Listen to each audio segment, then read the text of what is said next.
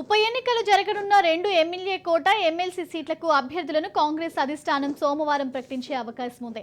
ఈ స్థానాలకు TPCC working president Mahesh Kumar Goud, ప్రధాన కార్యదర్శి అద్దంకి దయాకర్లను అభ్యర్థులుగా ప్రకటించే అవకాశాలు ఎక్కువగా ఉన్నట్లు పార్టీ వర్గాలు చెబుతున్నాయి. శనివారం టీపీసీసీ అధ్యక్షుడు సీఎం రేవంత్ రెడ్డి ఢిల్లీలో ఏఐసీసీ అధ్యక్షుడు మల్లికార్జున ఖర్గే, ప్రధాన కార్యదర్శి కేసీ వేణుగోపాల్తో పాటు ఇతర అధిష్టానం పెద్దలతో ఎమ్మెల్యేల కోటాతో పాటు గవర్నర్ కోట ఎమ్మెల్సీల అంశంపై చర్చలు జరిపారు.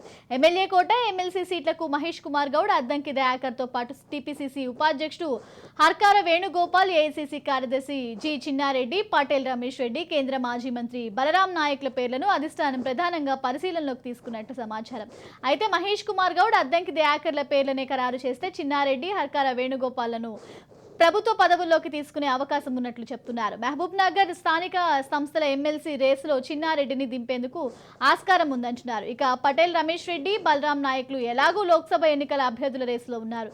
గవర్నర్ కోటాలో ఖాళీగా ఉన్న ఎమ్మెల్సీ సీట్లకు టీజేఎస్ అధ్యక్షుడు కోదండరాం, సియాసత్ న్యూస్ ఎడిటర్ అమర్ అలీఖాన్ పేర్లను అధిష్టానం ప్రధానంగా పరిశీలనలోకి తీసుకున్నట్టు సమాచారం. వాస్తవానికి కాంగ్రెస్ ఎమ్మెల్యేల్లో ముస్లిం మైనార్టీ వర్గం వారు ఒకరు కూడా లేకపోవడంతో 4 ఎమ్మెల్సీల్లో ఒకటి ఖచ్చితంగా ఆ వర్గానికి కేటాయించాలని అధిష్టానం నిర్ణయించింది.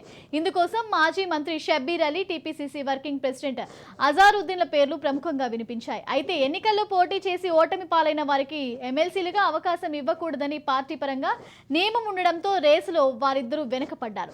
ఒకవేళ ముస్లిం మైనార్టీని ఎమ్మెల్సీగా తీసుకుని మంత్రివర్గంలోనూ చోటు కల్పించాలని అధిష్టానం భావిస్తే మాత్రం షబ్బీర్ అలీకి ఎమ్మెల్యే కోటాలో ఎమ్మెల్సీగా అవకాశం దక్కవచ్చన్న ప్రచారం పార్టీ వర్గాల్లో జరుగుతోంది.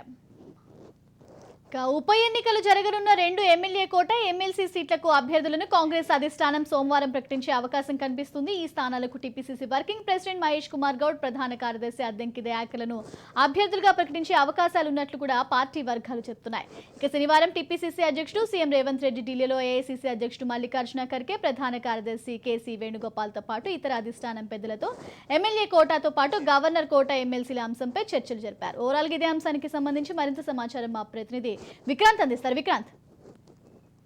థ్యాంక్ యూ శ్రావ్య. మొత్తానికి ఈ నెల 18 లోపే ఇటు ఎమ్మెల్సీ నోటిఫికేషన్ నేపథ్యంలో కూడా ఎమ్మెల్సీ అభ్యర్థుల ఖరారు విషయంలో కూడా కాంగ్రెస్ పార్టీ ఈ రోజు అభ్యర్థులను ప్రకటించే అవకాశం కనిపిస్తా ఉంది. రాష్ట్రంలో 4 శాసన మండలి సభ్యులను పదవులను భర్తీ చేసేందుకు కాంగ్రెస్ కసరత్తు పూర్తి చేసిందని చెప్పుకోవాలి. 2 ఎమ్మెల్యే కోట ఎమ్మెల్సీలు, మరో 2 గవర్నర్ కోట ఎమ్మెల్సీ పదవులను భర్తీకి ఎంపిక చేసిన అభ్యర్థులకు పార్టీ అధిష్టానం ఆమోదం తెలిపినట్టు తెలుస్తా ఉంది.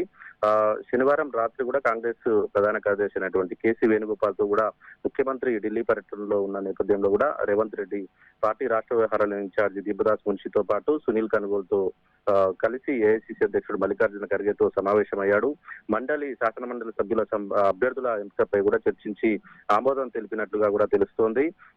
ఇక గవర్నర్ కోటా కింద తెలంగాణ జనసమితికి సంబంధించి ఇటు గత ఎమ్మెల్యే ఎన్నికల్లో కూడా ఇటు పోటీ చేయకుండా కూడా కాంగ్రెస్ పార్టీకి బేషరతుగా కూడా మద్దతు ఇచ్చిన నేపథ్యంలో కూడా ఇటీవల కూడా చెప్పిన పరిస్థితుల్లో తెలంగాణ జనసమితి అధ్యక్షుడు కోదండరామ్ కూడా గవర్నర్ కోటా కింద ఎమ్మెల్సీ అభ్యర్థం ఖరారైందనే చెప్పుకోవాలి. మరో మైనార్టీ నాయకుడి పేర్లు కూడా ఇటు ఇప్పటికే మంత్రుల విషయంలో ఇప్పటికే మైనార్టీ మంత్రి లేడు కాబట్టి దానికి ఇటు మైనార్టీ అభ్యర్థిని కూడా పెట్టాలి ఎమ్మెల్సీ అనేసి కూడా కాంగ్రెస్ పార్టీ ఆలోచిస్తా ఉంది. దీనికి సంబంధించి గవర్నర్ కోట అభ్యర్థుల ఎంపిక ఇప్పటికే జరిగినప్పటికీ న్యాయపరమైన ఇబ్బందులు ఉండడంతో కూడా వాటిని అధిగమించాకే అభ్యర్థుల ప్రకటన ఉంటుందని కూడా పార్టీ వర్గాలు చెప్తా ఉన్నాయి. ఇటు శాసన సభ్యుల కోట కింద కూడా ఎమ్మెల్సీ అభ్యర్థుల ఎంపికపై కాంగ్రెస్ రాష్ట్ర నాయకత్వం కూడా సుదీర్ఘ కసరత్తు చేసింది.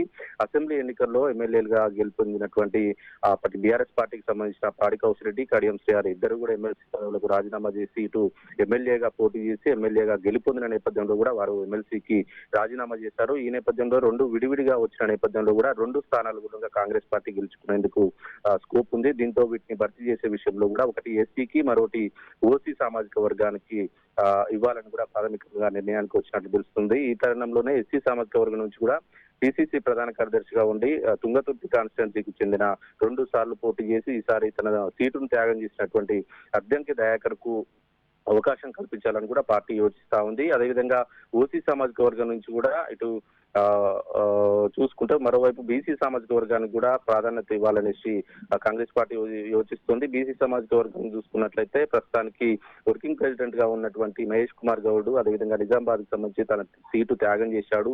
మరోవైపు ఇటు ఫ్రంటల్ ఆర్గనైజేషన్ గా ఉన్నటువంటి ఎన్ఎస్సిఐ అధ్యక్షుడు బల్మూరు వెంకట్ తో పాటు ఇటు సూర్యాపేట టికెట్ విషయంలో కూడా ఇటు కాంగ్రెస్ పార్టీ సీనియర్ నేతలైనటువంటి రామరెడ్డి దామోదర్ రెడ్డికి ఇటు పటేల్ రమేష్ రెడ్డికి మాత్రం పోటాపోటీగా జరిగింది. ఇటు చివరి నిమిషంలో కూడా రామరెడ్డి దామోదర్ రెడ్డికి సీటు వచ్చిన నేపథ్యంలో కూడా పటేల్ రమేష్ రెడ్డికి అప్పుడు అసూరెన్స్ ఇచ్చింది, ఖచ్చితంగా ఎమ్మెల్సీ స్థానం ఇస్తా అనేసి. ఈ నేపథ్యంలోనే పటేల్ రమేష్ రెడ్డి కూడా పోటీలో ఉన్నాడు. మరోవైపు ప్రోటోకాల్ చైర్మన్ గా ఉన్నటువంటి హర్కర వేణుగోపాల్ పేర్లు కూడా తెరపైకి వస్తున్నాయి. మొత్తానికి ఇటు బీసీ రెడ్డి వెలమ బ్రాహ్మణ కులాలకు సంబంధించి కూడా భర్తీ చేయాలనే యోచనలో ఇటు కాంగ్రెస్ పార్టీ ఉంది. ఈ అభ్యర్థుల విషయంలో కూడా గోప్యత ప్రదర్శిస్తోంది కాంగ్రెస్ పార్టీ. ఈ నెల 18లోగా ఇటు ఎమ్మెల్యేకి సంబంధించిన అభ్యర్థుల నామినేషన్లు పూర్తి ఉన్న నేపథ్యంలో కూడా ఈ రోజే ఇటు అభ్యర్థులను ప్రకటించే అవకాశం కనిపిస్తా ఉంది.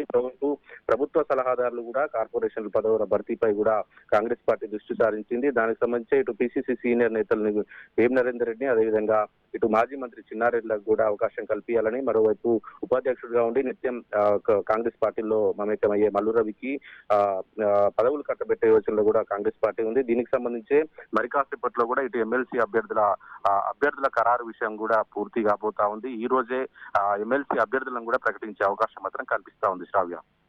Thank you Vikrant.